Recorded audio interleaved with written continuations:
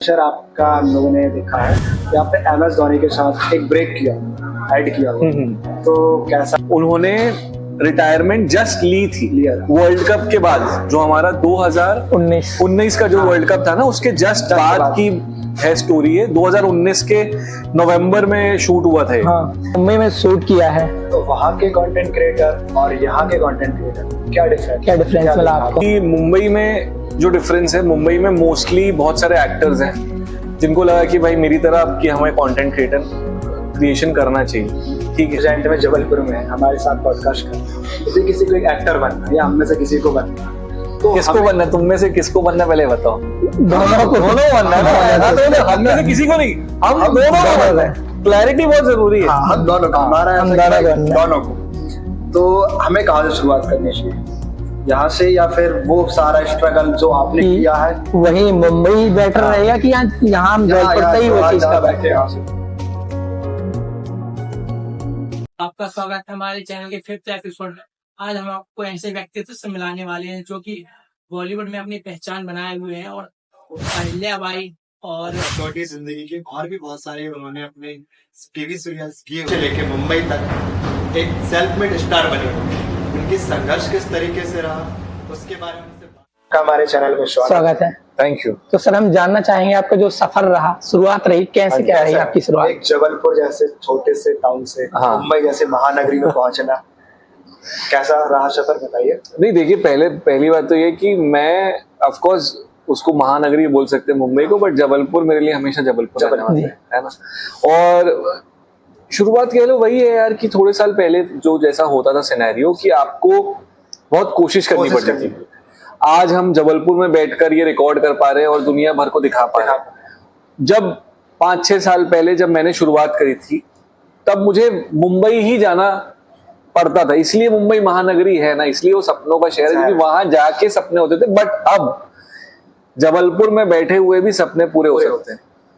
तो बस यही है कि यार मुझे हमेशा से करना था, बट बहुत सारी चीजें थी कि पढ़ाई में मैं थोड़ा अच्छा था और उस समय इतने ओपन नहीं होते थे सब कुछ। तो पहले मैंने इंजीनियरिंग करी, फिर मैंने MBA करा, तब जाके मुझे मौका मिला कि मैं प्लेटफॉर्म नहीं मिला, मौका मिला। प्लेटफॉर्म क्या मिलेगा MBA करने के बाद, है ना।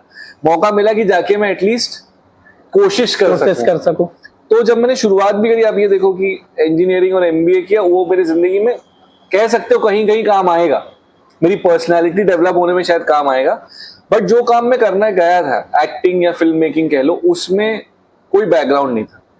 तो फिर वहीं से शुरुआत करी यार कि गए, देखा इधर उधर कि क्या करे, और बस कुछ तो करना पड़ेगा। तो उस तरीके की शुरुआत थी, और कुछ ज्यादा शुरुआत तो थी नहीं। तो जब आप मुंबई गए तो आपने सब बताते जैसे बड़े बड़े एक्टर्स को देखे कि किसी ने स्ट्रगल बहुत ज्यादा किया मुंबई जैसे शहर में अपने आप की कंडीशन में अप्लाई करना अपनी बॉडी को, ये चीजें देखते हम लोगों ने देखा है। तो आपकी स्ट्रगल की कहानी मुंबई में कैसी थी? एक्चुअल मुंबई में आपने क्या किया? यार मुंबई में मैं सच बताऊं तो स्ट्रगल हमेशा रहेगा। ये बात आई थिंक मैं पहले भी आप लोगों से कह रहा था कि भले ही आप शाहरुख खान को ले लो, उन्होंने पिक्चरें करी 4-5 नहीं चली, उनको भी लगा कि यार अब मैं क्या करूं। फिर उनने 2-3 साल का ब्रेक लिया, फिर पिछले साल पिक्चरें आई उनकी। तो स्ट्रगल वहां पे हमेशा ऑन रहेगा, क्योंकि आपको नहीं पता कि आज हम लोग का जब काम, मेरा आज का काम जब खत्म होगा तो कल कुछ काम करना है या नहीं, वापस से लाइन में लगना है, वापस से शुरुआत करनी है।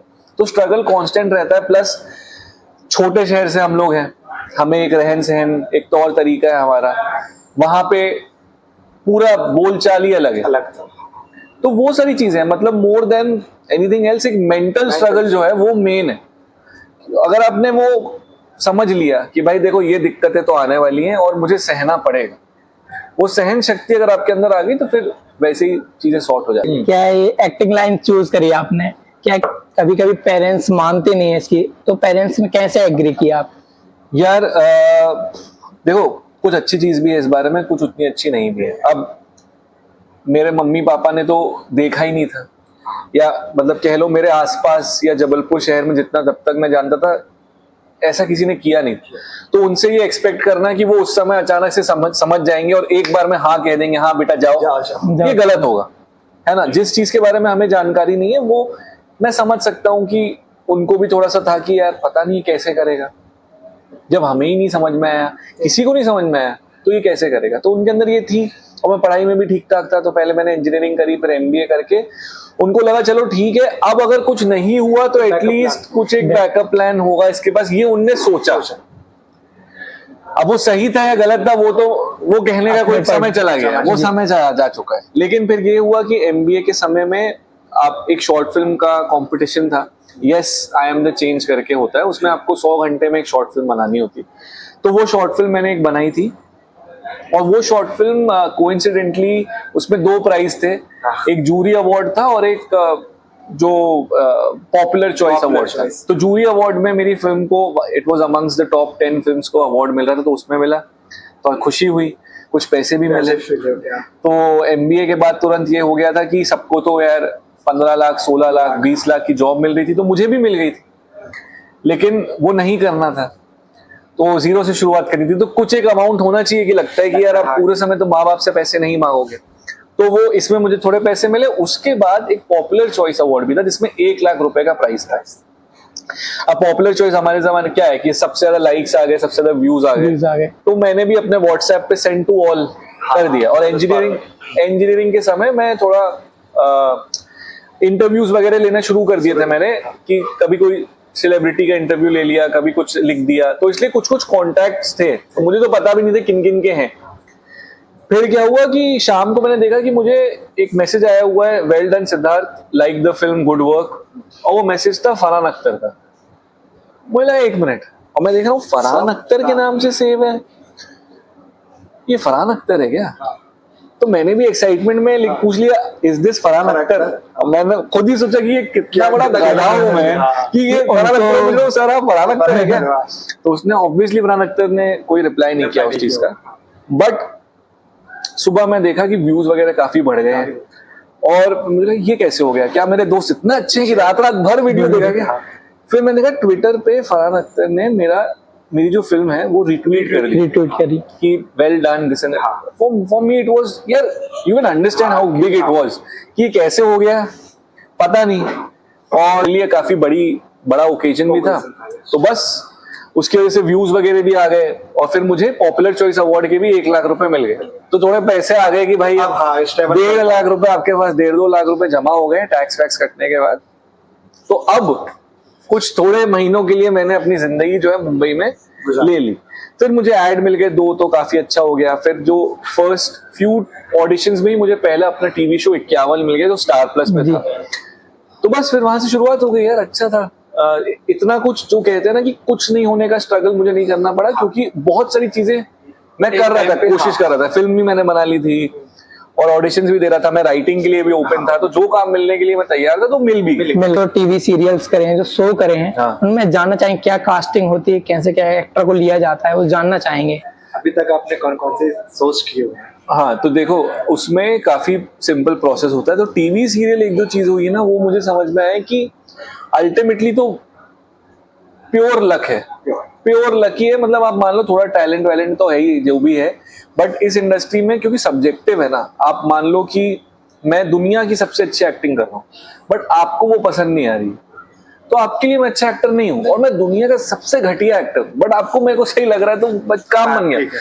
तो अल्टीमेटली 4-5 लेवल होते हैं कि सबसे पहले आप एक कास्टिंग डायरेक्टर को ऑडिशन देते हो, फिर वो कास्टिंग डायरेक्टर मान लो 50 लोगों का ऑडिशन करेगा, 50 तो मैं कम बोल दिया, मान लो 100 लोगों का ऑडिशन करेगा, 100 में से उसको 20 लोग अच्छे लगे, तो 100 में से 20 का काम कास्टिंग डायरेक्टर का है। वो 20 भेजेगा वो क्रिएटिव हेड को या असिस्टेंट क्रिएटिव को, फिर वो 20 से 10 जाएंगे।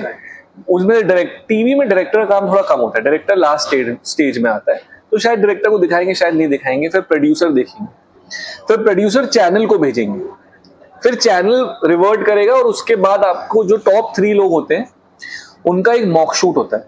उसमें ऐसा होता है कि भाई अब ये टॉप 3 है, तीनों को एक सीन टाइप का शूट करेंगे, देखेंगे कि उस सेटअप में कैसे लग रहे हैं। उसके बाद वो 3 में से एक फाइनल करते हैं। सर कौन कौन से सीरियल्स किए हैं? मैंने किया है, तुम लोगों को नहीं पता मैंने कौन सी सीरियल हम किया लोगों को पता है। हाँ? आप पता है भी ना? बताइए थोड़ा। कसौटी जिंदगी का हाँ। एक्सपीरियंस कैसा था, फिर उसके बाद आपका अहिल्याबाई सीरीज, हाँ। दोनों में क्या डिफरेंस Experience कैसा रहा? सही लगा? यार एक्सपीरियंस दोनों में बहुत अलग था और बहुत ही अच्छा था। कसौटी जिंदगी की तो यार ऐसा हो गया कि I think I was lucky, मतलब मैंने ऑडिशन बहुत अच्छा दिया था उसका। जी। तो मैंने अनुराग बासु जो मेन कैरेक्टर है उसका ऑडिशन दिया था और कह लो कि शूट के दौरान मतलब उनको अच्छा तो लगा ही था और सबको था, लेकिन उनको चाहिए था थोड़ा पॉपुलर इंसान, ऑब्वियसली अनुराग बने तो बेटर होगा। तो पार्थ समथान जिन्होंने लीड किया था, he was already an established actor, काफी उनका पॉपुलर शो हो चुका था और उनका एक जो दोस्त का किरदार था वो भी उनको उतना ही डायनामिक चाहिए था क्योंकि बहुत इंपॉर्टेंट कैरेक्टर था कि दोनों को एक ही कैरेक्टर। वैसे दिखा तो उसमें जब मुझे मौका मिला तो मैं खुश था यार, ऑफ कोर्स वो भी करने के लिए तो मैं तैयार ही हूँ, and that is how the opportunity came. और फिर वो एक बार शुरू हो गया तो वो सेटअप ही अलग था। मतलब उसमें ये था एक्सपेक्टेशन सबकी बहुत ज्यादा थी क्योंकि एक बड़े सीरियल को वापस लेके आ रहे थे, तो उस हिसाब से उसका शूट भी हो रहा था, तो हुआ एंड एवरीथिंग वाज ग्रेट, तो काफी अच्छा लगा मुझे। उसके बाद अहिल्याबाई थोड़ा डिफरेंट था कि अहिल्याबाई लॉकडाउन के बाद मेरे को मौका मिला, तो उसके दौरान कुछ चीजें चल रही थी जो ऊंच नीच करियर में होता रहता है, तो कुछ चीजें थी जो मेरे हिसाब से नहीं। उसके बाद अहिल्याबाई का ऑडिशन देने का मौका मिला और ये एक ऐसा शो था जो स्टार्टिंग में मैं उतना एक्साइटेड नहीं था क्योंकि सेट जो था वो मेरे घर से 2 घंटे दूर था, 1.5-2 घंटे दूर था। उसके बाद ये थोड़ा सा एक पीरियड शो था और मुझे पता नहीं था कि ये ऑडियंस क्या मिलेगी। जैसे कसौटी जिंदगी की तो यंग ऑडियंस भी थी कि मुझे आज तक लोग पहचानते हैं, 6 साल हो गए, फिर भी तो कुछ ना कुछ तो सबसे इम्पोर्टेंट ऑडियंस आपको मिली होगी वो घर के जो लेडीज लोग रहते हैं, वही से ज्यादा प्यार मिलता है। वहां से अहिल्याबाई नहीं, अहिल्याबाई तो सारी मम्मी पापा चाचा ताई ताऊ दादा दादी इन लोगों ने देखा है। हाँ सर, एक इतिहास की एक बहुत हाँ। अच्छी महान शासिका जुड़ा हुआ है। जुड़ा तो हुआ। वो करने के बाद मुझे पता चला, कसौटी जिंदगी करने के पहले ही पता था कि भाई हाँ। ये तो मिल गया कुछ अच्छा, I am a star। 1 साल के अंदर ये मिल गया बहुत। हाँ।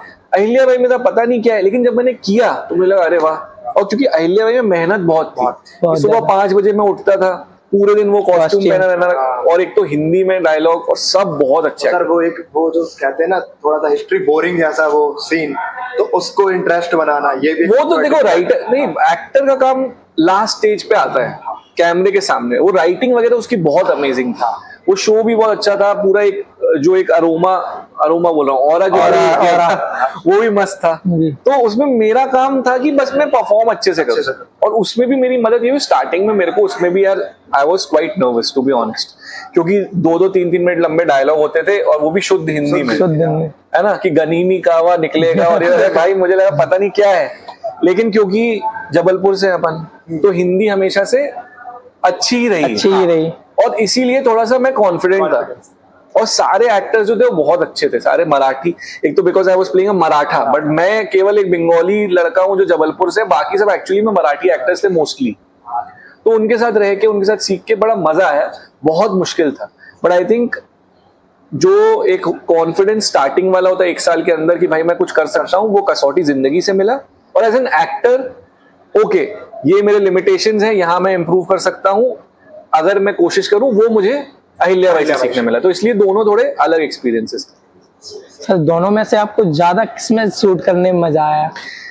यार शूट करने में मजा तो मुझे कसौटी जिंदगी की में ज्यादा आया, क्योंकि माहौल थोड़ा लाइट था वहां पे। क्या होता है ना कि थोड़ा मॉडर्न टाइप का, हाँ मतलब इट वाज इजियर कि वहां पे यार मैं शुरुआत में थे और सब इतने सारे सब एक्साइटेड रहते थे, और इंस्टेंट फेम मिलना, इंस्टेंट इंस्टाग्राम फॉलोअर्स एकदम से बढ़ गए, वेरिफिकेशन हो गया, ब्लू टिक आ गया, ये सब भाई मैंने नहीं सोचा था कि 2017 के एंड या 2018 में आई थिंक आया, और विद इन 3-4 महीने में अभी एक्टिंग शुरू करी, और 2019 में अगर ब्लू टिक आया बहुत बड़ी बात है, आई वाज नॉट एक्सपेक्टिंग ये सब चीजें होंगी।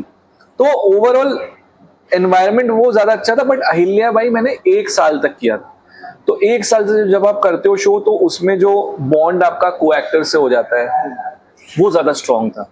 मतलब वो होता है दोनों चीजें। और मेरे हिसाब से इवन तो मैं ये कहूंगा कि मुझे मजा ज्यादा कसौटी जिंदगी की में आया, बट मेरे लिए ज्यादा जरूरी अहिल्याबाई, क्योंकि जो कॉन्फिडेंस है, भले अभी भी मैं ऐसा नहीं हो कि कोई अमेजिंग एक्टर बन गया हूँ, लेकिन जो भी इंप्रूव हुआ है वो कसौटी जिंदगी से ज्यादा अहिल्याबाई से, आपका अहिल्याबाई से कह सकते हैं कि आपके पिछले 1.5 साल में लगभग 50 करोड़ से ज्यादा व्यूज। अच्छी बात है तो। आपको नहीं तो पता? नहीं पता था यार, लेकिन पता है, जो सुनने हाँ। जो सुनते हैं ना तो वो अच्छा लगता जैसे है। मुझे पता है, फॉर एग्जाम्पल जैसे तुम्हें पता होगा हाँ। कि तुम पढ़ाई में अच्छे हो, लेकिन कोई आके बोलेगा यार तुम पढ़ाई में अच्छे हो, हाँ, तो अच्छा लगेगा कि हाँ, नहीं? हाँ, बस वही चीज है, वही सब फर्क यही है। सुनना चाहते तो हैं। 50 करोड़ से ज्यादा आपकी व्यूज आए। तो हम लोगों ने कुछ कंटेंट देखे हैं आपके, कि आपने वेदिका भंडारी जिनकी वेब सीरीज आई हुई, हाँ। और भी बहुत अच्छे अच्छे एक्टर्स के साथ आपके आए। तो उसके पीछे की जो स्टोरी राइटिंग होती है, आप कैसे सोचते हैं कि इतने व्यूज जाए, हमारे वीडियो के भी जाने चाहिए। तो उसके पीछे की कहानी क्या होती है, आपकी राइटिंग स्किल्स? देखो स्टोरी, हर स्टोरी ऑलमोस्ट सेम होती है, सेम चीज होती है। उसमें क्या है, शुरुआत होनी चाहिए, एक मिडिल पॉइंट होना चाहिए और एक एंड होना चाहिए, है ना? क्योंकि शॉर्ट्स है, शॉर्ट्स में थोड़ा चेंज हो जाता है, क्योंकि हमें कम टाइम में वही सारे इमोशन, देखो क्या है कि 3 घंटे की पिक्चर है या 20 मिनट का पॉडकास्ट है, उसमें बहुत सारे इमोशन दिखाने का वक्त मिल रहा है, लेकिन रील में आपको 30, 40, 50 सेकंड में खत्म करना, तो आपको सब कुछ दिखाना पड़ेगा, राइट? तो आपको समझना पड़ेगा कि पहले 3-4 सेकंड में पहले तो ऑडियंस ऊपर ना कर दे, उसके बाद कुछ ऐसा हो कि भाई वो आखिरी तक जाए, और एंड ऐसा हो कि वो या तो शेयर करे या सेव करे या कमेंट करे या वापस देखे। सिंपल है, वही फंडा। तो वही सोच के मैं लिखता हूँ, but at the same time एक ही रूल है जो मैं फॉलो करता हूँ, आप अपनी रील, सबसे ज्यादा आपकी रील कौन देखेगा या तुम्हारा सबसे ज्यादा पॉडकास्ट कौन देखेगा, बताओ? मेरे हिसाब से वो देखेगा जो उस चीज को रिलेट कर पाए, या फिर जिसको आपके जैसा बनना हो। और तुम्हारी जिंदगी से सबसे ज्यादा रिलेट कौन करेगा? मेरी जिंदगी से सबसे ज्यादा रिलेट मेरी, तुम खुद करोगे ना, खुद करेंगे। तो अपनी रील या अपना पॉडकास्ट हम सबसे ज्यादा खुद देखेंगे। तो अगर ऐसा आप कुछ बना रहे हो जो आप खुद देख सको सबसे ज्यादा 100 बार, देख के बोर ना हो। वही करना है। अब वो चाहे कुछ भी करो, कोई भी टॉपिक उठा लो, सॉर्टेड है। बस यही करता हूँ मैं भी यार, कि आप मतलब ऐसी रील बनाओ जो मैं खुद देख सकूं, दैट इज इट। खुद को बेटर लगना चाहिए।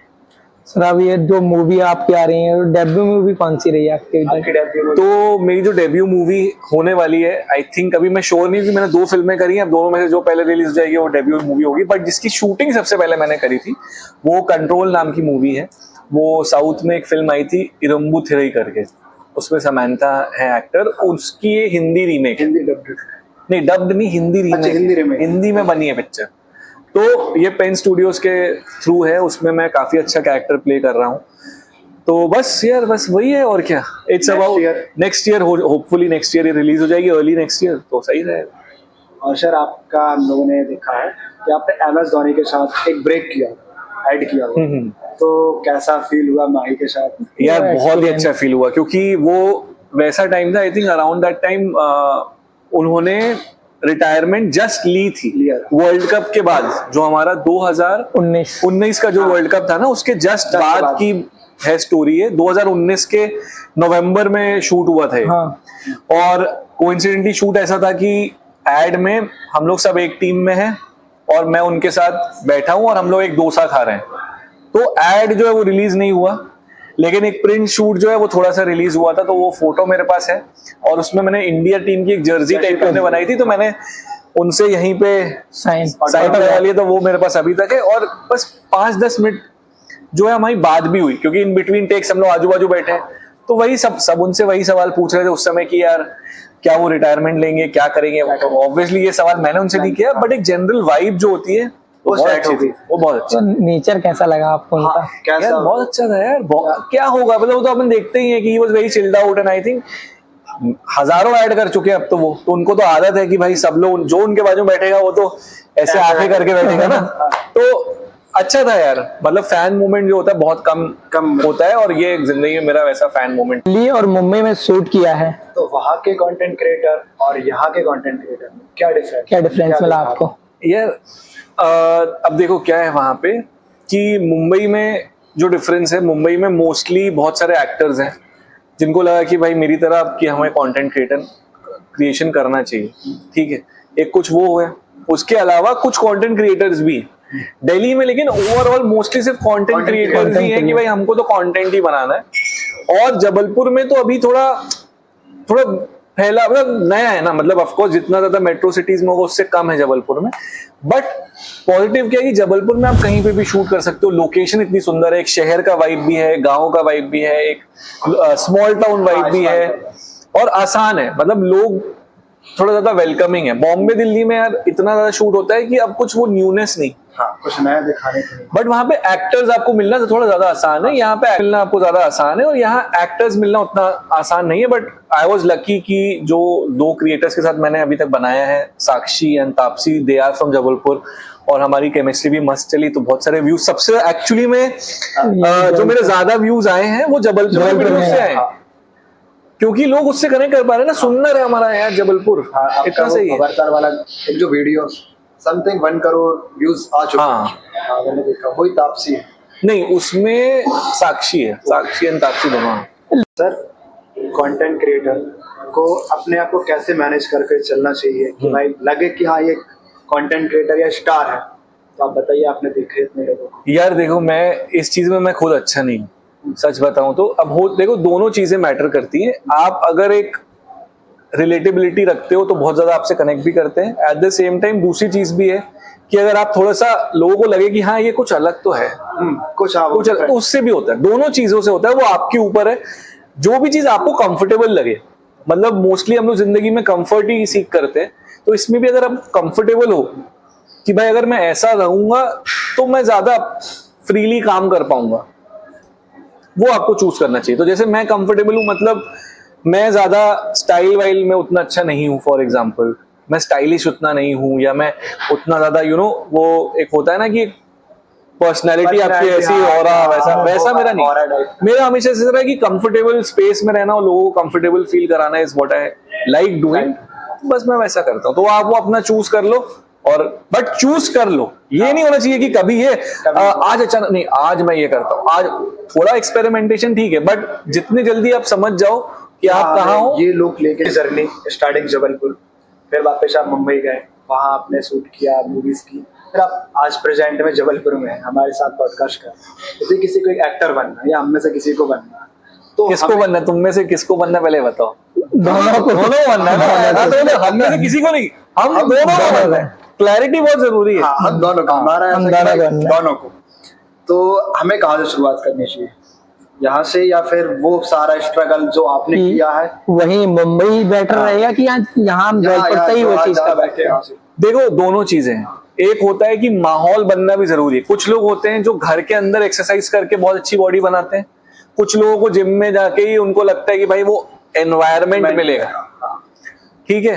वो एनवायरमेंट दोनों तरीके से काम करता है। जब आप घर पे अकेले वर्कआउट करते हो तो आपको लग रहा है कि जो मैं कर रहा हूँ वो सही है, तो वो अच्छा भी है अगर आप अपने आप को मोटिवेट कर पा रहे हो। और जिम में जाओगे तो भाई किसी की बहुत बॉडी बनेगी, कोई आपके साथ शुरू करेगा उसकी ज्यादा बन जाएगी, किसी कम बनेगी, तो वो दोनों चीजें। तो अब अच्छी चीज क्या है, अगर आपको बेसिक शुरुआत करनी है एज एन एक्टर, ठीक है, तो आपको बॉम्बे जाना पड़ेगा। एक्टर बनने की शुरुआत, एक्टिंग करने की शुरुआत आप यहाँ पे कर सकते हो कि आप थिएटर ज्वाइन कर सकते हो, काफी अच्छा है यहाँ का विवेचना थिएटर, काफी अच्छा। बट अगर आपको स्क्रीन एक्टिंग करनी है तो आप वहां चले जाओ, एक कोर्स वगैरह कर लो, बेसिक समझो कि वहां जो बाकी लोग हैं जिनको अगर आपको नहीं मिलेगा तो उनमें से किसी को मिलेगा, वो क्या कर रहे हैं, वो कैसे कर रहे हैं। एक आप रहन सहन, एक बेसिक उनका अप्रोच सीख लो, अपना अप्रोच समझ लो। और फिर अगर आपको लगे कि यार देखो अब इनफ लोग हैं कि जो मुझे, जैसे फॉर एग्जाम्पल मैं अपना ले लूं, तो अभी मैं यहाँ पे रह के भी ऑडिशन दे सकता हूँ, क्योंकि अब सब लोग व्हाट्सएप के थ्रू भेजते हैं ऑडिशन, और आपको भी बना के उनके थ्रू भेजना होता है, घर से ही बना के। तो घर तो कहीं पे भी हो सकता है। फिर अगर आपको ट्रैवल करना है तो आप कर लो, बट थोड़े दिन के लिए वाइब लेने के लिए आपको मुंबई जाना जरूरी है। कंटेंट क्रिएशन में आप यहीं से कर सकते हैं, यहीं से शुरुआत करो, यहीं का कंटेंट बनाओ, क्योंकि जैसे मैं यहाँ पे बना रहा हूँ क्योंकि हर जगह की ऑडियंस है। तो कंटेंट क्रिएशन आप फिर भी यहाँ कर सकते हो, बट एक्टिंग अगर करनी है, आपका मंसूबा है कि भाई मैं टीवी शो में आऊं, या मैं एड्स में आऊं, या मैं फिल्म्स में आऊं, तो फिर शायद आपको बॉम्बे में जाके कुछ समय तो बिताना पड़ेगा। मैं तो चाह रहा हूँ एक अच्छा रियलिटी शो क्यों मिलेगा, तुम बताओ।